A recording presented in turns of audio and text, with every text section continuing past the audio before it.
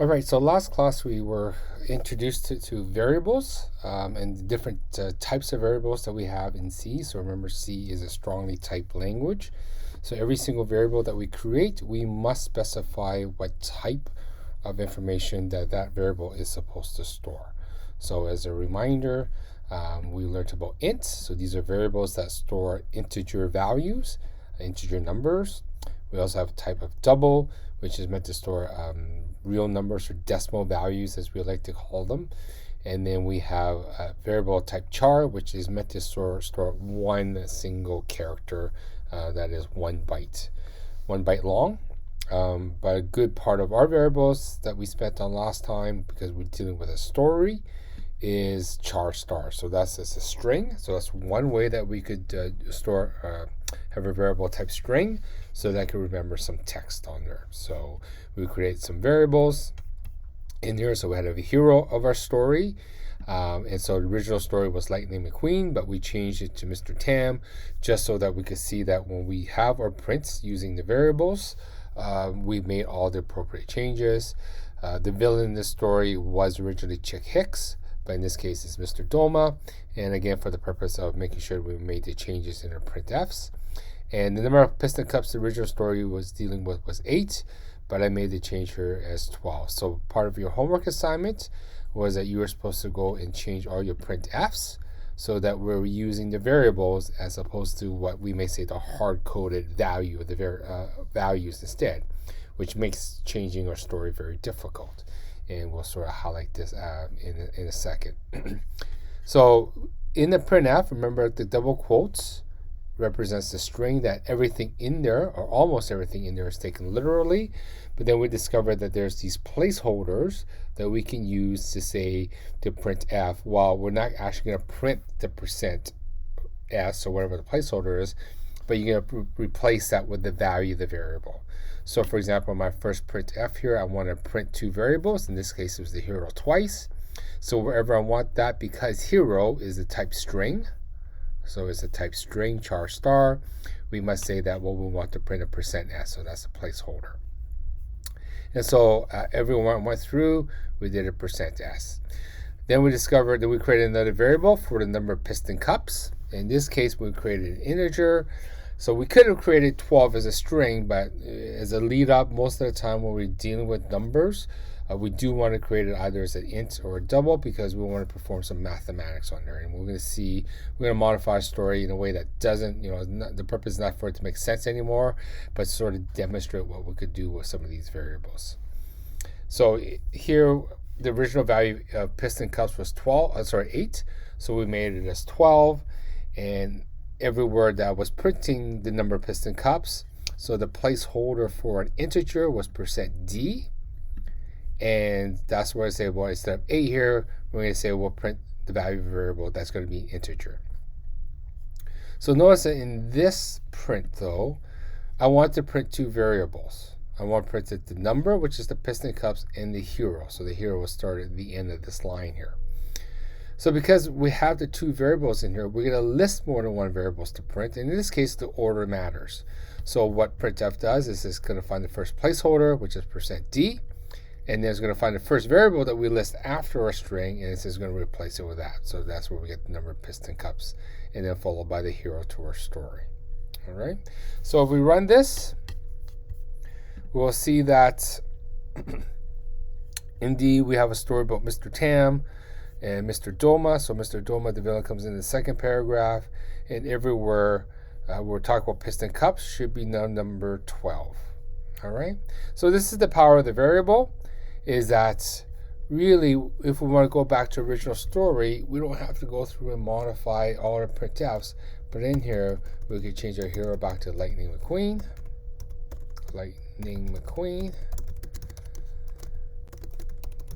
And the villain is Chick Hicks. And the original number of my story in the piston cups was 8. So just make those changes really quick. Run it again, and then now we got a story that tailors to what the changes that we wanted. Okay, so that's the power of the variables. Makes the programs very robust. So I wanted to talk today. So we talked about outputs, obviously a lot of printfs and variables. We introduced the variables to that. Throughout the whole time, there was processing in our program. So that's what that's where all these commands were, and that's what the computer would generate. The compiler generate instructions to give us all this output to terminal. So today we're going to talk about the last aspect, and really, what would make this thing even more powerful, or program more powerful, more robust, was that what happens if I constantly need to update the characters in our story. We don't want to keep coming into our program, changing it, recompiling it, and then running it. Okay. And in fact, if we want to sort of distribute this program so it's really fun, people might have it on their computer or the phones or apps or whatever. We don't want to give them the source code. It says, well, here's the source code, modified to the values that you want, and then recompile and run. Okay. But what we want to do is facilitate input. In other words, we want a program to say, you know what, we need some information from the user in order to our program to run, or in this case, generate what we wanted to do, which is a customizable story. So that's what we're going to talk about, hopefully in the next 10, 15, 20 minutes or so. I just realized at the very beginning I forgot to create a header, so let's do that now. So again, our header has three parts. Here we're going to have the author. So please put your real name. So I created this story. The purpose. So the purpose of this program is to print out a story to the terminal. And really, what we talk about is standard output. And the status. So the status is that we introduce variables. Now we are going to work on input. Okay, so before we work on input, one of the things that we need to sort of go off and change is the string. So let's say in this story, we'll keep the hero as always as Lightning McQueen. Okay, so that's where we're going to keep it as a char star, because we know who our hero is. We're not going to change that value, but maybe we're going to let the user choose who their villain is.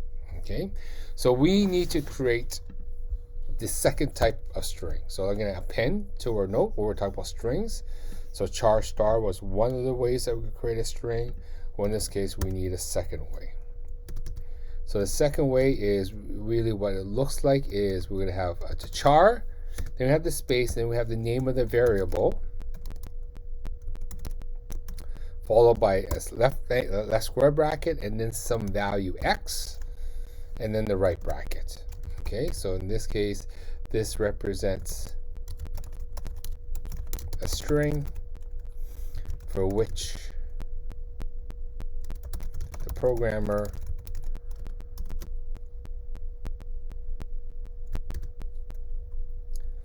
does not know the value, and x is an integer that is the maximum possible length of the string. Okay, so quite wordy, but it's sort of want to lay out the syntax of it. So in this case, I'm just going to comment this out because at the beginning we don't know who our villain is. So we have to create the villain variable in a different way. So it's going to be char. So the name of variable still is just going to be villain. In this case, given a name, we're going to assume that hopefully it is no longer than, let's say, 50 characters. I mean, 50 characters should be plenty. So we're just going to make sure. So then we need our semicolon. So that's how we sort of or create a string where we don't know the value. So really what we're doing is allocating 50 characters so that we could remember the input that somebody's going to put in. All right, so maybe later down over here, before we print our story, so maybe I'll do this above our printf notes, and I may say something like this. So first of all, we want to print a prompt. So I'm going to say printf, please enter a name. So in this case, we want our story to be a little bit fun. Maybe we want to have some mystery behind it. the user's typing a name, they don't know for what purpose. So we're going to kind of be vague in that sense, but in essence, we want a name. And then here I want to put a space after that, and a semicolon. So notice that I'm not putting a \n because I do want that prompt to sort of hang at the end of that colon space. Okay, so let me actually put a comment here with a prompt. So a prompt, so print a prompt to help the user identify what information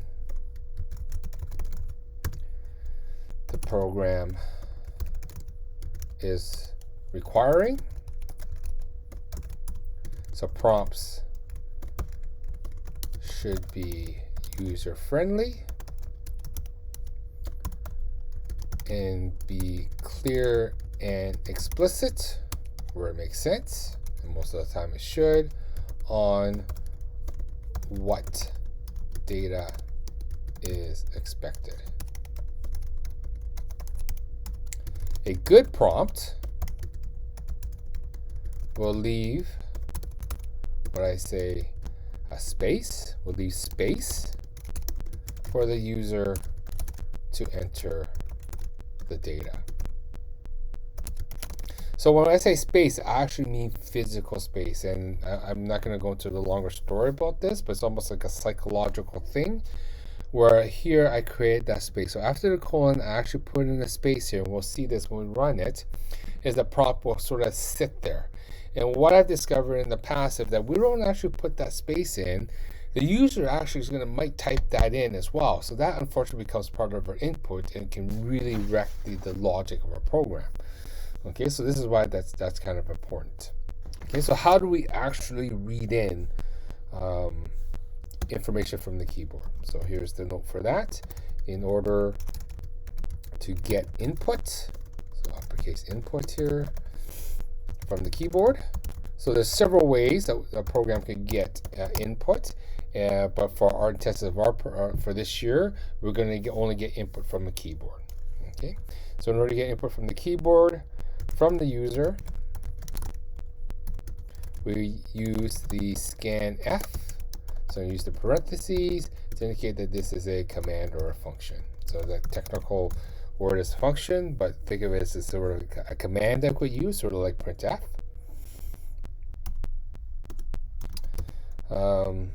It looks similar. It looks similar to printf.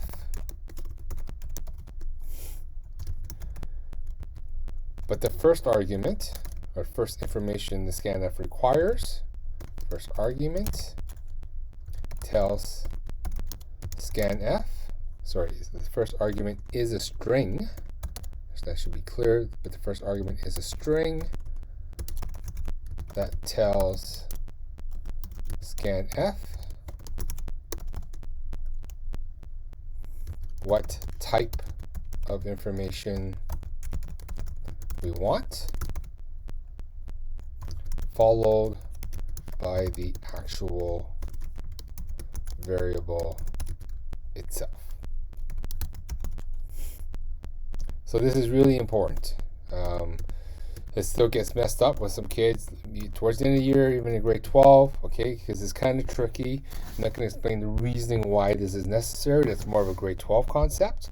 But note, if our variable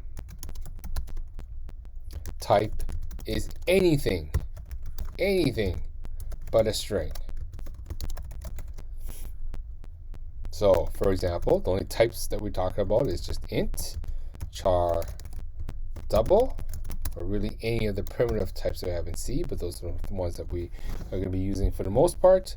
So anything but a string, so whether it's int, char, double, a, so I'm going to put this in a single quote because it's a character, and percent must be before the variable name. Okay, so here we want to get in a name. So here we need a scanf. So let's put in scanf. So it's a string, and all in the string. So this string, the purpose of the string is not to be outputted. Nothing's going to get printed. That's what our prompt is for. That's what printf is. But the string just indicates what type of information that we want. So in this case, we want a string. So again, the placeholder that is just a %s. So here we want a string, so we don't need the ampersand. We just put the name of our variable. So in this case, we just want villain. And that's it. So we do a scanf. Now, again, without going into a lot of details of why this is needed, at some point in the course, I will explain this more in detail. But after every scanf, we should have the following command. And most of the time, your program will work without it. It's just depending on what your program is reading in, the order of things. Your program might not work without it. And again, some in grade 12, they forget this, and I've spent many times debugging the programs because why isn't it getting the input? And it's because they really forgot this one command after the scanf. So we want it every single time, and the command is fgetC, parentheses standard in, stdin. Okay, so we want that after every single one. So after we do that, our program should now have a villain that we want. So let's go off and run this. And yeah, this is one thing I discovered with Visual Studio Code. My guess is because this is output and we're trying to get input, our program actually hangs. It stops here. So let's stop it. Okay, so what is it that we need to do is we actually need to go back to the extensions of CodeRunner. Okay, and unfortunately, we just have to go back to find that CodeRunner run in terminal, and this is where we need to do this. So all our assignments will have input, so we have to run everything in terminal. Okay, so we just have to, you may have to make sure we have that set again. So let's, once I've done that, let me close that. And here we're going to run it again, and this time the terminal pops up, and now we get our prompt. And this is what I mean by space. So there's our cursor. We actually have a space in there. So let's enter a name. So let's say that Mr. Tam. We want Mr. Tam to be the villain. And we hit enter, and there's our story. Well, there's a problem. The name that I use is Mr. Tam. But what's coming out is just, wait a minute, Mr.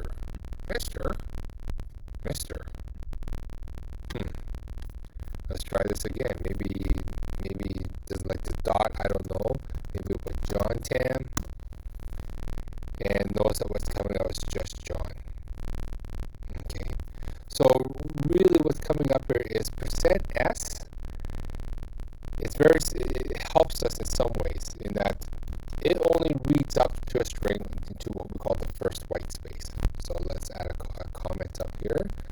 By default, well, it's really not default, that's what it does. But I'll just say by default, %s scans letters or characters up to the first, what we call white space. So white space is either a space, it's a tab, and believe it or not, it's always also that line feed or that enter that we talked about. So when the user hits enter, it's actually just creating some space in there that's also called white space. So here, maybe I'll say that this is the what we call the line feed, or it's really the enter. You might more refer to it as an enter. If we want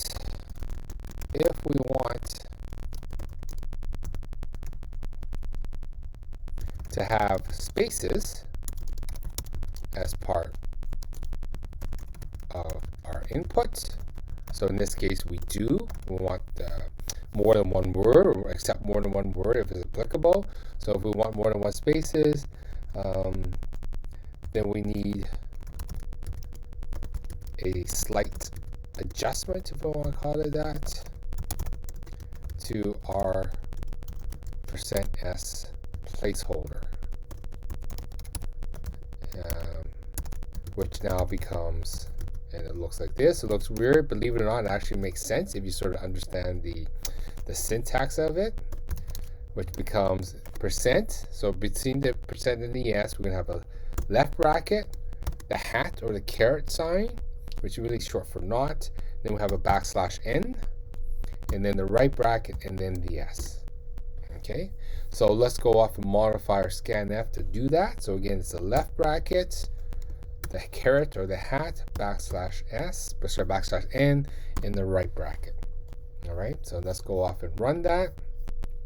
So now if I put in the fabulous and evil Mr. Tam, that comes out as our villain. So everything that we typed in, spaces and all. Okay, so really what this means is that everything that the user types in until they hit enter is going to get stored into this variable. All right, so let's do one more thing in terms to make a program really kind of robust, is that we want to read in a number. Okay, so not only are we getting in the name, but we're going to get a number. So here, let's do a printf. Let's print our prompt.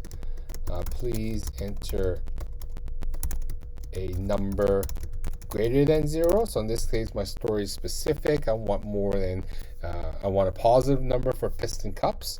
So here you see, please enter a number greater than 0, greater than 0. So this is what I mean by a clear, precise prompt. Hopefully people will follow, read the instructions, and follow them. Again, we'll leave our space. And now we want to do a scanf. So in this case, again, it's a string. Well, what is it that we wanted to read in this time? Well, we want to read in an integer. In fact, I should have said, please enter in an integer, because we want to be specific. An integer greater than 10. So I want to scan an integer. Well, in this case, it's not a string, so we need that ampersand character. And now we want to store it into num of piston cups. That's the name of the variable that we want. And again, we're going to need that fgetC standard in. All right. So now if I run this, enter a name. So this one we'll just keep it simple, Mr. Tam. And now if I put in an integer greater than 0, so I know that initially we had 8. So let's put in 15. There we have 15 now. Okay, so everywhere we have 15. All right, so that leads us up to actually, let me you know what, that leads up to this over here. So here we're creating a variable, so we need to create that variable. That's that int type, and of course we could change the value of it afterwards. We could set another number. In this case, we're actually going to have a user typing in a number, and it's going to replace this value. So whether we could set it at 8, we know the way that the program designed, it's going to change. So in reality, you don't need to set it to a value, but good programming practice, and it's going to save errors. And again, I don't have time to sort of tell the story of the errors I've encountered or see people encounter with this, but we want to initialize all our variables all the time. Okay, in this case, just set it to 0. Most of the people assume that might be 0. 99% of the time, it probably will be 0, but guaranteed almost the one time that I go off and mark an assignment, it's actually not 0, and I'm going to get some weird numbers when I run your program. Okay, so here we always want to always initialize our variables when we first define, that is, create them. Maybe I should put that as a comment up top, but that's fine. Okay, the only exception is strings of this type. We can't actually initialize variables in this way, or it's actually cumbersome and not straightforward how we might initialize that. I'm not going to show that because you won't understand exactly what it's doing. We'll do that later on in the course. Okay, so always initialize our variables when we first define them. In this case, we set it to 0. The other thing I want to look at is the output. I'm not happy with this output. It's not very user friendly. Why?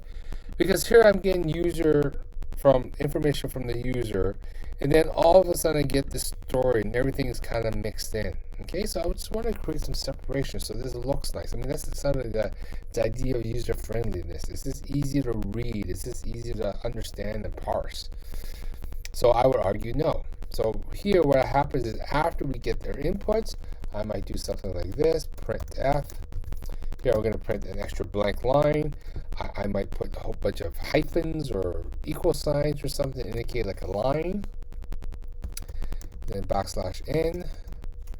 And then I might do something after this. I might do printf.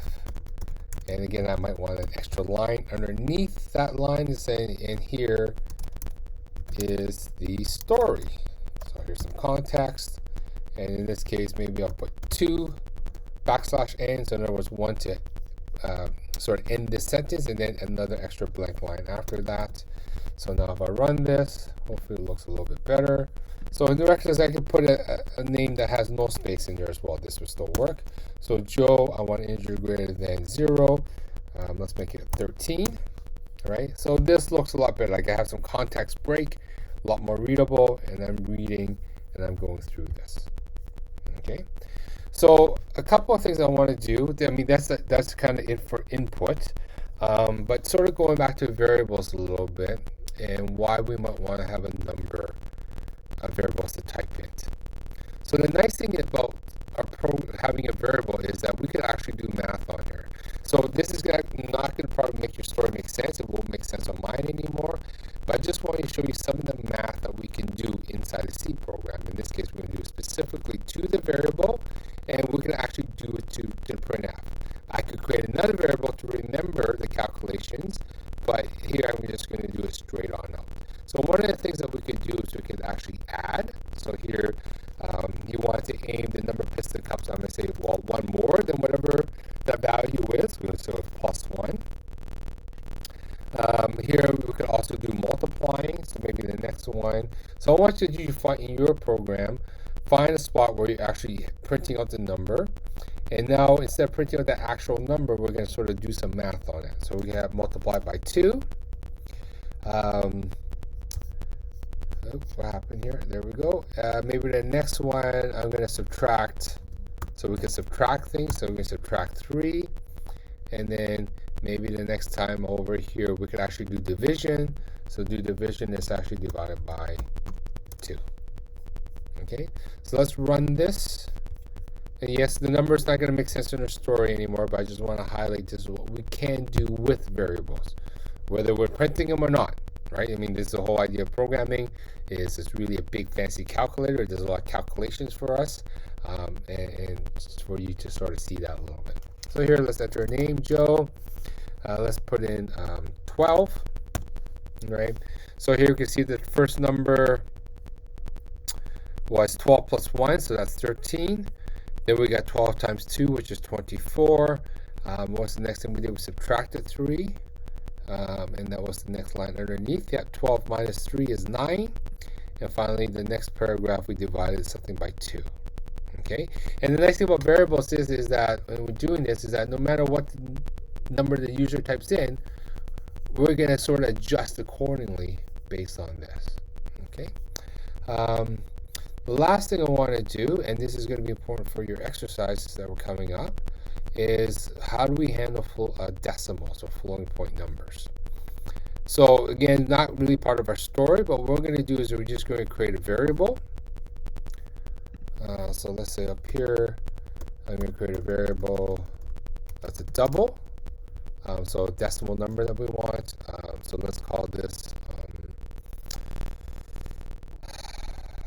coffee. I'm running out of ideas. Coffee. And again, we want, even for doubles, we want to initialize it. All right, so here's the idea. How do we scan in a double? So let's do this at the very end.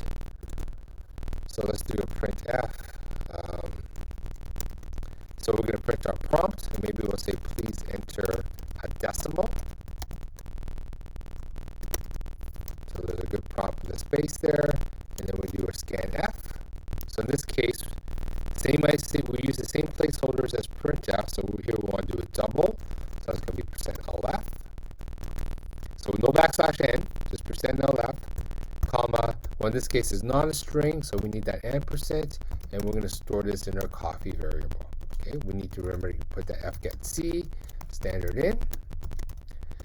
And now we're going to say, well, printf. And let's say we want to print coffee, but we actually want to do coffee divided by 3.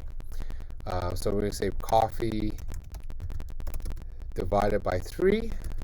is, and we want to do %LF. So that's our placeholder, and maybe I'll put a period after that, followed by the \n. So I want to do coffee divided by 3. So if I run this program, let's see what it looks like. So we still have our story. So Joe, let's do 24. Okay, so we're gonna have all these numbers. Notice that 24, we did it by 2, subtract 3, add a 1, multiply by 2, so it's based on whatever the value was. So now we're gonna put in a decimal, so I'm gonna put in like 5.13432, whatever, just type in some numbers, 5.13432, and then we're gonna have a number that's divided. Okay, I'm guessing that's gonna be pretty even, or at least it ends at that point. All right, so we get 1.77, so 1.711440. Interesting that it ends in a 0. Anyways, let's try this again. So let's put in Joe, put in, let's say 4 this time. So here's the decimal. At 5 is actually decimal. I mean, it's 5, really 5.0, so I could do either. Both are decimal numbers, but we'll put in 5 in here. Well, we recognize that 5 divided by 3 should be like 1.66666666 repeated. So here we see that the output sort of rounds for us already. And in this case, it rounds up because it's 1.666. So 6 goes to 7. So what I want to talk about is what happens if we want to format this in a specific way. In other words, we only want certain decimal places. So in the exercises that you're about to do, it actually talks about that. Like in this case, I want 2 decimal places. So how do we do that? So let me add a comment. If we want to format our decimal numbers,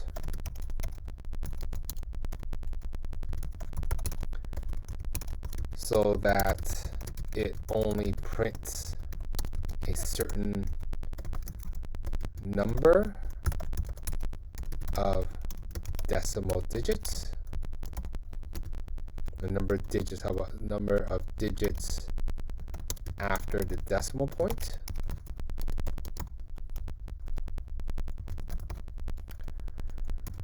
We use, or we just modify,